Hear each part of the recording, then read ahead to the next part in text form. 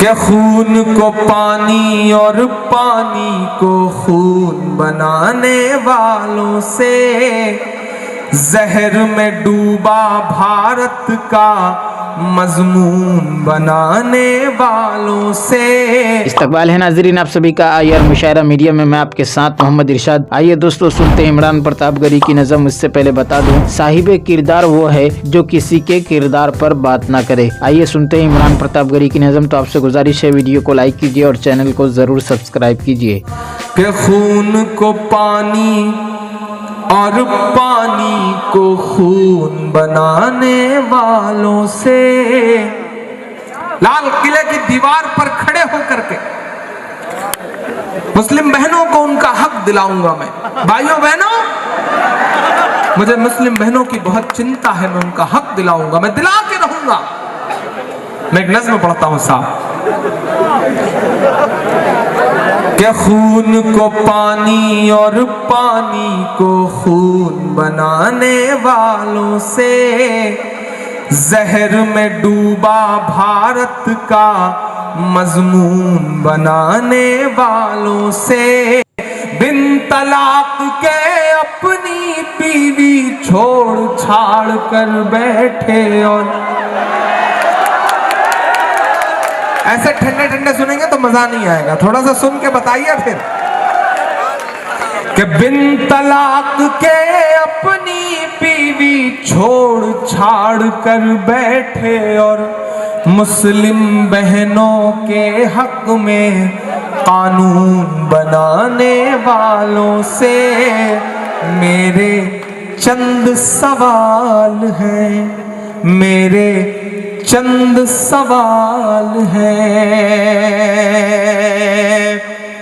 بہنوں کا ذکر مسلسل وہ کرتے رہے تو مجھے لگا کہ ایک معصوم سا شاعر صرف کچھ سوال اچھالے۔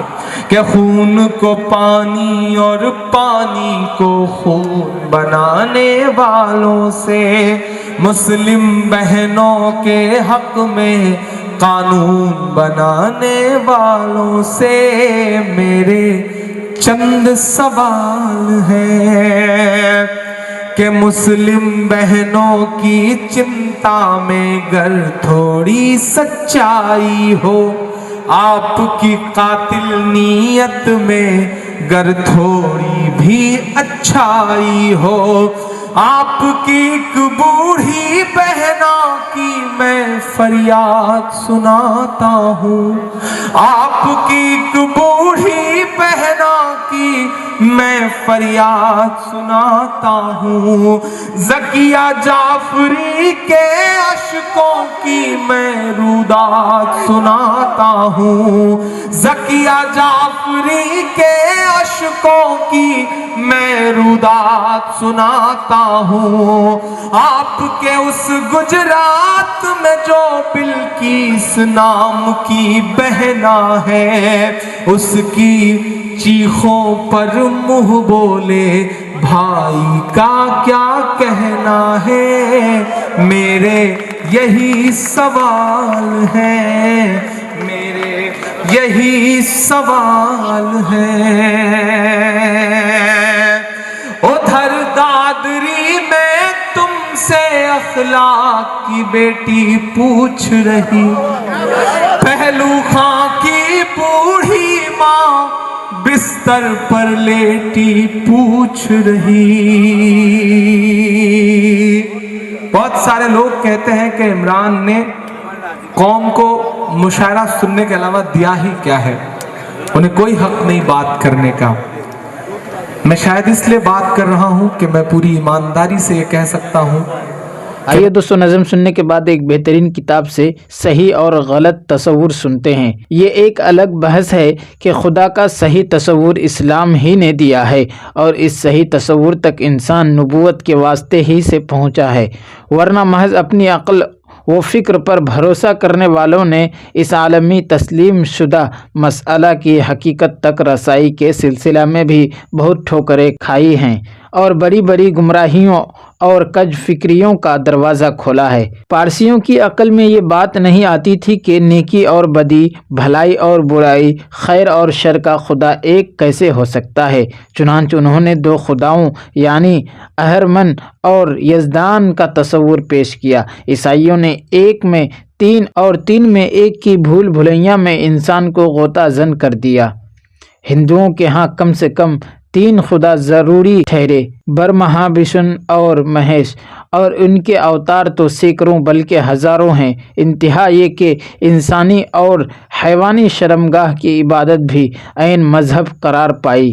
یہودی اگرچہ ایک خدا کے قائل تھے، لیکن اس کے اوصاف انہوں نے ایسا بنا رکھے تھے کہ وہ عام آدمی سے بڑھ کر نہ تھا۔ مشرکین عرب کی سمجھ میں یہ بات نہیں آتی تھی کہ سارے کام اکیلا خدا کیسے کر سکتا ہے، اور یہ کہ بلا کسی واسطہ کے اس تک کیسے پہنچا جا سکتا ہے۔ چنانچہ انہوں نے گھر گھر میں شجر و حجر اور مختلف دھاتوؤں کی ہزاروں مورتیاں سجا رکھی تھیں۔ اصل میں ہندو ہوں یا بدھ ہوں یا مصری ہوں یا یونانی، سابی ہوں یا رومن کیتھولک، سب خدا کے تصور کے لیے جسمانی تمثل کے محتاج تھے۔ اسی وجہ سے وہ بت پرستی میں مبتلا ہو گئے۔ ان گمراہیوں اور ضلالتوں سے قطع نظر نفس خدا کے تصور کے بارے میں تمام اقوام عالم مشترک دکھائی دیتی ہیں۔ ہر کسی نے کسی نہ کسی انداز میں ایک بالا تر ہستی کا اعتراف کیا ہے۔ ایک سوال آپ سوال کر سکتے ہیں کہ وجود باری کا مسئلہ جب اتنا آسان، بدیہی اور معروف ہے تو پھر اس کے سمجھنے میں انسان کو مشکل کیوں پیش آتی ہے؟ اس کا جواب یہ ہے کہ انسان کے ادراک کی ابتدا حواس خمسہ سے ہوتی ہے۔ وہ لامسہ، شامہ، ذائقہ، سامعہ اور باصرہ سے اشیاء کا احساس کرتا ہے۔ وہ اسی چیز کو مانتا ہے جسے چھوتا ہے، جسے سونگھتا ہے، جسے چکھتا ہے، جسے کانوں سے سنتا ہے اور جسے اپنی آنکھوں سے دیکھتا ہے۔ اس کے لیے کسی ایسی شے کو تسلیم کرنا مشکل ہے جو حواس کی گرفت میں نہ آئے، اور چونکہ خدا مجرد محض ہے جس کو حاسہ سے کسی قسم کا تعلق نہیں، وہ تو حواس سے ماورا ایک ہستی ہے۔ جہاں حواس کی انتہا ہوتی ہے وہاں سے اس کی ابتدا ہوتی ہے۔ اس لیے خدا کا تعقل کچھ مشکل معلوم ہوتا ہے، مگر جو لوگ حواس ظاہرہ کے ساتھ حواس باطنہ کو بھی استعمال کرتے ہیں ان کے لیے خدا کا تصور کوئی مشکل نہیں رہتا، بلکہ حقیقت تو یہ ہے کہ جو لوگ ریاضت و عبادات اور مراقبہ کے ذریعے اپنی مخفی صلاحیتوں اور باطنی حواس کو استعمال میں لے آتے ہیں، انہیں اس کائنات رنگ و بو میں سوائے خدا کے کچھ نظر نہیں آتا۔ پھر یہ بھی ایک حقیقت ہے جو شے جس قدر روشن اور واضح ہوتی ہے اس کا تصور بعض اوقات اسی قدر مشکل ہو جاتا ہے۔ اس دنیا میں آفتاب سے بھی زیادہ روشن کوئی چیز ہمیں معلوم ہے، لیکن اس کے باوجود سورج پر نظر جمانا سب سے مشکل ہے، اور اگر نظر جما ہی لیں تو پھر اندھیرا ہی اندھیرا دکھائی دیتا ہے۔ دوستو، ویڈیو کے آخر میں آپ سے گزارش ہے، اگر ویڈیو پسند آئی ہو تو ویڈیو کو لائک کیجیے اور چینل کو ضرور سبسکرائب کیجیے۔